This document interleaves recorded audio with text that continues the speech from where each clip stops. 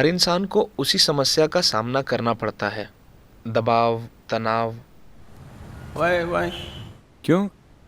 आप इसे यूनिवर्सल क्यों बना रहे हैं? making it universal?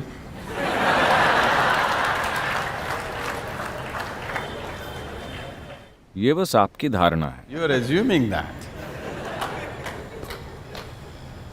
ठीक है, आप दबाव में हैं, तनाव में हैं, और क्या? एक और बात, यातना। Torture. शादी करके योग के रास्ते पर चलते हुए मंजिल तक पहुंचना और शादी किए बिना योग के रास्ते पर चलना, कौन सा तरीका सबसे अच्छा है?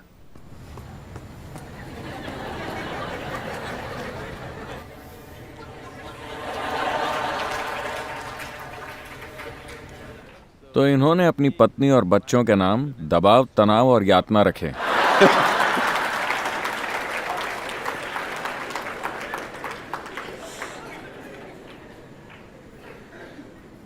पत्नी और 2 बच्चे, दबाव, तनाव और यातना। How's that? I don't know. मैं नहीं चाहता कि आप योग के रास्ते पर चलें। आप जिस भी राह पर चल रहे हो, अपने साथ योग को लेकर चलें।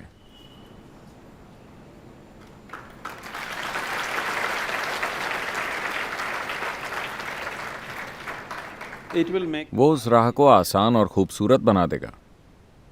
चाहे आप उत्तर की ओर जाएं या दक्षिण की ओर, अगर अंधेरा होता है तो आप टॉर्च लेकर जाते हैं, है ना? उत्तर की ओर जाने वाले टॉर्च लेकर जाते हैं और दक्षिण की ओर जाने वाले अंधेरे के साथ चलते हैं। क्या ऐसा होता है? No. तो आप शादी करते हैं अपनी ज़रूरतों की वजह से। आप अपनी पत्नी के साथ पैदा नहीं हुए थे क्या? You were आप born. इस तरह से जन्मे थे, एक संपूर्ण मनुष्य के रूप में। चूंकि आपकी कुछ ज़रूरतें हैं, शारीरिक, मानसिक, भावनात्मक, शायद आर्थिक, Financial. सामाजिक, वो भी होती हैं, है ना? तो कई ज़रूरतें होती हैं। Various needs. आमतौर पर शादी को ऐसा पैकेज माना जाता है जो इन सभी ज़रूरतों को पूरा करता है। शारीरिक ज़रूरतें, मानसिक ज़रूरतें, भावनात्मक ज़रूरतें, सामाजिक ज़रूरतें, कभी कभार आर्थिक ज़रूरतें भी। तो ये एक व्यापक पैकेज है। Package.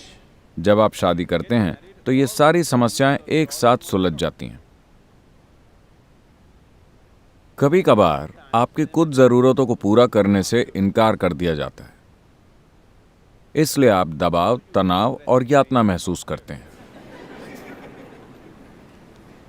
मैं आपको समझाना चाहता हूं कि आपने अपने भलाई के लिए शादी की थी, किसी और के लिए कोई बलिदान नहीं किया था। आपने अपनी ज़रूरतें और अपनी भलाई के लिए शादी की थी, है ना? आपको ये ज़िंदगी भर याद रखना चाहिए। आपने शादी करके एक दूसरे इंसान को अपने साथ बांध लिया है अपनी ज़रूरतों के कारण। आपने दूसरे इंसान की खातिर ऐसा नहीं किया, है कि नहीं? Yes or no? सच यही है ना? Read about this. Yes or no? Yes. हाँ, You remember. ये याद रखिए। अगर आप ये याद रखेंगे तो आप आभारी होकर जीवन जिएंगे। You, if not all. ठीक है, वो सभी 5 ज़रूरतें न भी सही, कम से कम मेरी 2 ज़रूरतों को तुमने पूरा कर दिया, इसके लिए बहुत धन्यवाद, है ना? Isn't it? सभी 5 ज़रूरतें हो सकता है कि उन्होंने ठीक से पूरी नहीं की, लेकिन कम से कम 2 या 3 को आपके पति या पत्नी पूरा करते हैं, है ना?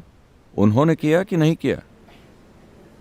अगर उन्होंने कुछ भी पूरा नहीं किया होता तो मुझे नहीं लगता कि आप अब भी उनके साथ होते, है कि नहीं? Yes or no?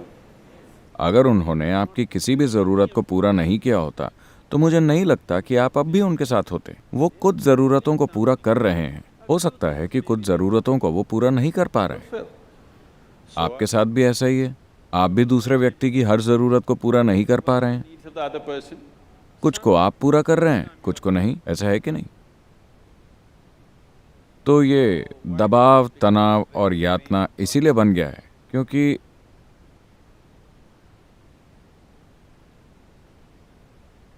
अभी तक आपने चाहे उसे जैसा भी बना दिया हो, उससे कोई फर्क नहीं पड़ता। अगर आप चाहें तो 3 दिनों में, चाहे आपकी स्थिति कितनी भी बुरी हो, 3 दिनों के भीतर आप उसे एक शांतिपूर्ण स्थिति में ला सकते हैं। अगर प्यार नहीं, अगर आनंद नहीं, तो कम से कम एक शांतिपूर्ण स्थिति आप 3 दिन के भीतर ला सकते हैं, अगर आप इसके लिए 100% इच्छुक हो, Yes or no? है कि नहीं?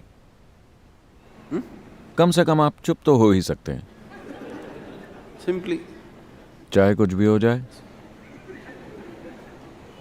peace will happen. शांति छा जाएगी। और हो सकता है कि उन्हें ये पसंद आए।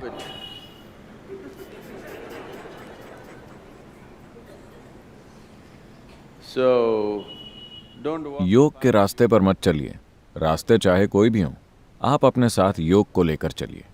अगर आप योग को अपने साथ लेकर चलते हैं तो वो आपके रास्ते को रोशन कर देगा, चाहे आपने कोई भी रास्ता चुना हो। You have chosen. आपने अपना रास्ता अपनी ज़रूरतों के कारण चुना है। अगर आप ऐसा कर चुके हैं तो ये आपके ऊपर है। जिन लोगों ने ये नहीं किया है, मैं चाहूँगा कि आप अपना रास्ता अपनी मजबूरियों के कारण नहीं, बल्कि अपनी चेतन ज़रूरतों के आधार पर चुनें। तो जब आपके जीवन में ऐसा चरण आता है तो ये अपने जीवन की ओर जागरूक होकर देखने का और ये सोचने का समय होता है कि क्या आज की ज़रूरतें 5 या 10 साल बाद भी आपके लिए कोई मायने रखेंगी? Will it क्या आज आपकी जो साधारण ज़रूरतें हैं उनके लिए अपने जीवन को बांधना उचित है, या ये बस आती जाती ज़रूरतें हैं? passing needs for you? अगर वो बहुत प्रबल ज़रूरत है तो आपको शादी करनी चाहिए। अगर वो प्रबल ज़रूरत नहीं है, सिर्फ आती जाती ज़रूरत है, तो आप शायद बस सिनेमा जाकर अपनी ज़रूरतों को पूरा कर सकते हैं, फिर शादी करने की कोई ज़रूरत नहीं है। Yes, बहुत से लोग ऐसे होते हैं, उनकी ज़रूरतें बहुत प्रबल नहीं होती, वो बस आती जाती हैं, but लेकिन सामाजिक ढांचा उन्हें मजबूर करता है। ये ज़रूरी नहीं है। इसे सजग होकर किया जाने वाला चुनाव होना चाहिए। चाहे आप किसी भी रास्ते पर जाएं, वो आपका सजग चुनाव होना चाहिए, मजबूरी में किया गया चुनाव नहीं। क्योंकि अगर आप मजबूरी में चुनेंगे तो आप हमेशा अपने आसपास के लोगों पर उसकी भड़ास निकालेंगे, क्योंकि आपको गुलामी का अनुभव होता है और आपको वो पसंद नहीं आता, तो आप अपनी भड़ास उन पर निकालते हैं और वो अपनी भड़ास आप पर। so मुद्दा ये नहीं है कि आप क्या कर रहे हैं, मुद्दा ये है कि आप उसे कैसे करते हैं। आप क्या करते हैं वो आपकी ज़रूरतों से तय होता है, लेकिन आप उसे कैसे करते हैं यह आपके जीवन की प्रकृति तय करता है। is it an advantage? अकेले चलना फायदेमंद है या लोगों के साथ चलना? Walk with people. Yes, if you want to. हाँ, अगर आप तेजी से चलना चाहते हैं। अफ्रीका में एक कहावत है, They say, वो कहते हैं, if you want to अगर आप तेजी से चलना चाहते हैं तो अकेले चलिए, अगर आप लंबे समय तक चलना चाहते हैं तो लोगों के साथ चलिए। अगर आप लंबा सफर कर रहे हैं तो साथ बेहतर है। अगर आपको छोटी दूरी तय करनी है और आप तेजी से चलना चाहते हैं तो अकेले जाना सबसे बढ़िया है ना? Gautama said another. गौतम ने दूसरी बात कही थी। जब किसी ने उनसे यही सवाल पूछा The same question. He said, तो वो बोले, किसी मूर्ख के साथ चलने से अकेले चलना बेहतर है, क्योंकि आपको देखकर उन्हें साफ हो गया कि आपसे और कौन शादी करेगा।